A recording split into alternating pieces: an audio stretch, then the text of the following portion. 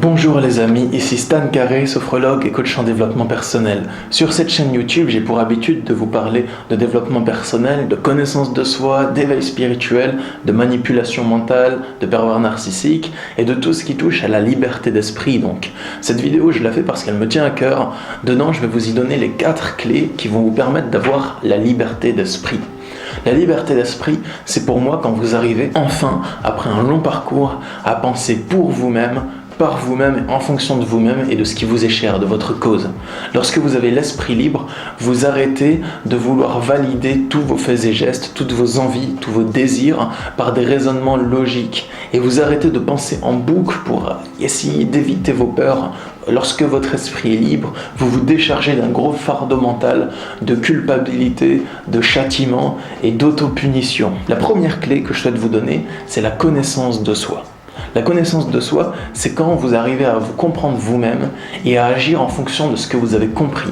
Du coup, par se comprendre vous-même, j'entends comprendre votre propre fonctionnement, comprendre comment vos émotions se produisent, comment vos pensées se produisent, ou encore plus simplement que ça, savoir à quel moment vous vous sentez bien, à quel moment vous vous épanouissez, et à quel moment vous commencez à vous sentir mal, renfermé, angoissé. Agir en fonction de vous, ça va vous permettre d'arrêter d'agir en fonction de la société, des traditions, des religions, et de tout ce qui n'est pas forcément bon pour vous. Ok, il y a des bonnes choses dans la société, il y a des bonnes choses dans les traditions, mais pas que.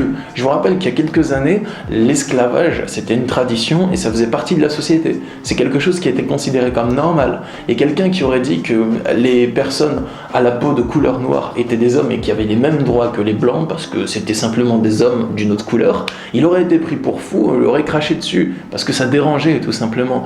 Il y a plein de choses qui sont beaucoup moins extrêmes dans la société actuelle et qui pourraient être remises en question. Et les remettre en question, c'est ce qui vous permettra d'avoir votre propre liberté d'esprit. Je vous rappelle que dans certains pays, l'excision est légale et c'est considéré comme une tradition. Donc c'est pas pour ça que tout ce qui est légal et établi dans les normes sociales, c'est une bonne chose. Pensez en fonction de ce qui vous fait du bien et ce qui vous fait du mal. Si quelque chose vous fait du mal, vous n'êtes pas obligé de le faire simplement parce que tout le monde le fait. C'est pas parce qu'ils sont nombreux à avoir tort qu'ils ont raison. Gardez ça en tête. La deuxième clé pour gagner votre liberté d'esprit, c'est pas ma vidéo qui va vous la donner. Ça nécessite de faire un travail sur vous en profondeur pendant longtemps. C'est pas juste en regardant ma vidéo que votre esprit va totalement se libérer après. Quoique, si ça vous arrive, c'est cool, je l'espère. Bref, la deuxième clé pour la liberté d'esprit, c'est affrontez vos peurs et libérez-vous de tout ce qui vous fait peur, tout ce qui vous terrifie, qui vous empêche d'avancer, tout ce que vous fuyez, affrontez-le. Parce que tant que vous vivez guidé par la peur, tant que toutes vos actions consistent à fuir une situation dont vous avez peur, vous n'êtes pas libre. C'est la peur qui guide vos pas et qui vous dit où aller. Si vous avez peur du conflit, par exemple, toutes les situations qui pourraient s'avérer conflictuelles où quelqu'un risque de se mettre en colère contre vous et de vous crier dessus, vous allez essayer de les éviter. Donc c'est la peur qui va être la maîtresse de votre vie. Là où le conflit est, vous n'irez pas, même si vous avez envie de faire certaines choses qui impliquent de traverser un conflit. Et c'est pareil pour toutes les peurs, la peur du rejet, de l'humiliation, de la culpabilité. Toutes les peurs que vous avez et qui vous poussent à fuir, ne les laissez pas traîner, ne procrastinez pas, affrontez-les. Je sais que ça fait peur, c'est le propre de la peur. Ça nécessite beaucoup de courage. Et c'est ça la deuxième clé, c'est le courage d'avancer malgré la peur, d'affronter ses peurs. Le courage de faire ce qui vous fait le plus peur s'il y a quelque chose de bon que vous allez recevoir à la clé. Ne laissez pas la peur vous emprisonner dans une cage mentale qui restreint totalement vos mouvements et qui occupe toutes vos pensées. Car vous l'avez peut-être remarqué, mais lorsque vous avez très peur d'une chose, que vous êtes angoissé, vos pensées deviennent lourdes et vous avez du mal à les contrôler, elles deviennent envahissantes. Et ça vous empêche d'être inspiré, d'être joyeux, d'être créatif et d'être dans l'amour. Du coup, concrètement, affrontez vos peurs jusqu'à ce que vous n'en ayez plus peur. C'est important, sauf si vous n'êtes pas obligé de les affronter pour vous épanouir. La troisième clé pour acquérir la liberté d'esprit, c'est réapprenez à rêver. Lorsque vous étiez enfant, vous rêviez beaucoup plus facilement que maintenant. Je ne parle pas des rêves que vous faites en dormant, mais de la vie de rêve, votre idéal de vie que vous pourriez vous imaginer. Les enfants arrivent à rêver très facilement. Ils se disent quand je vais être grand, je vais être princesse, je vais être cosmonaute, je vais être pompier, je vais être policier, et ils ne réfléchissent pas à toutes les contraintes qui pourraient les empêcher d'atteindre leurs rêves. Donc ils le font. font, ils rêvent. Bien sûr, certains de leurs rêves ne sont pas objectifs, comme le fait de devenir une princesse ou d'avoir une licorne. Mais maintenant, vous connaissez un peu comment le monde fonctionne. Vous pouvez rêver des choses qui sont objectivement possibles. Et vous pouvez vous imaginer votre idéal de vie. À quoi ressemblerait votre idéal de vie dans le futur? Imaginez-le plusieurs fois par jour. Qu'est-ce que vous vous souhaitez atteindre dans 10 ans? Est-ce que vous voulez la même vie que maintenant? Est-ce qu'elle vous comblerait? Si oui, j'en suis heureux.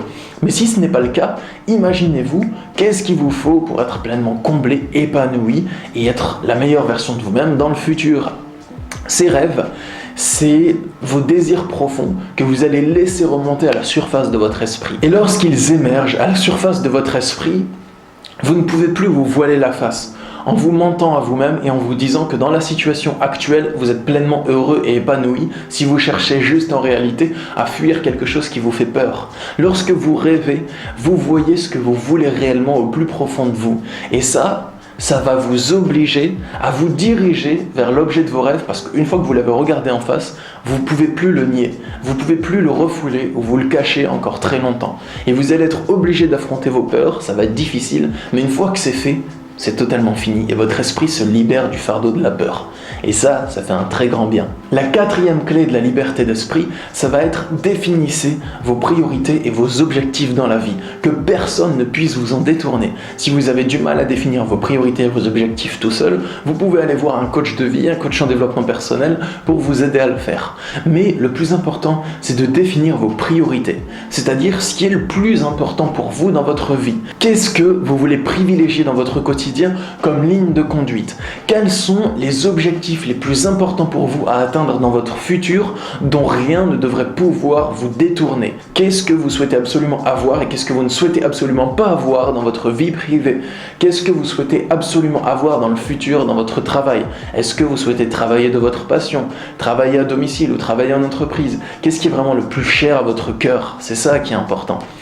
Une fois que vous avez vos priorités dans votre vie privée et professionnelle, définissez des objectifs pour atteindre ces priorités. Par exemple, si vous voulez monter votre entreprise, il va falloir que vous travaillez. Donc il va falloir que vous passiez beaucoup d'heures par jour ou par semaine à travailler sur votre projet. Ces choses-là, si je vous les donne en rapport avec la liberté d'esprit, c'est parce que si vous savez ce qui est le plus important pour vous et que vous vous définissez des objectifs, personne ne pourra vous influencer à vous détourner de ce qui est cher à votre cœur. Et aucun manipulateur, de par ses paroles fourbes et vicieuses, ne pourra vous influencer à abandonner vos rêves parce que vous les connaîtrez. Et vous savez que personne ne doit vous en détourner. Bien, pour résumer, les 4 clés de la liberté d'esprit, c'est la connaissance de soi pour vous comprendre et agir en fonction de ce qui vous fait du bien et ce qui ne vous fait pas de bien, le courage d'agir pour vaincre vos peurs, et se libérer de la cage mentale instaurée par la peur, rêvez votre vie pour vous diriger vers un idéal de vie et définissez-vous des priorités et des objectifs dont rien ne pourra vous détourner. Et c'est en faisant ces 4 choses-là au quotidien que je suis arrivé à me décharger d'un énorme fardeau de pression psychologique que je m'infligeais continuellement chaque jour pour plaire aux autres, pour avoir peur du jugement, pour m'infliger de la culpabilité lorsque je ne me comportais pas comme j'aurais dû me comporter. Je m'infligeais énormément de pression psychologique, de la jalousie, de l'angoisse.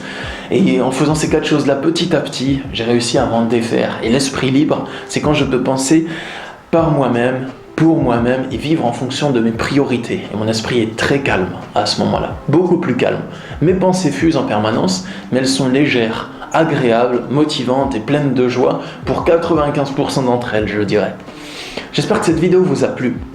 Si c'est le cas, vous pouvez la partager avec vos amis pour les motiver également. Partagez-la sur les réseaux sociaux. Vous pouvez vous abonner à ma chaîne pour ne pas manquer mes prochaines vidéos. Et sachez que je suis disponible en consultation de coaching par écrit ou à l'oral sur mon site masophrologie.fr. Il y a le lien pour me contacter dans la description. Je vous souhaite une très belle vie et je vous dis à bientôt. Au revoir.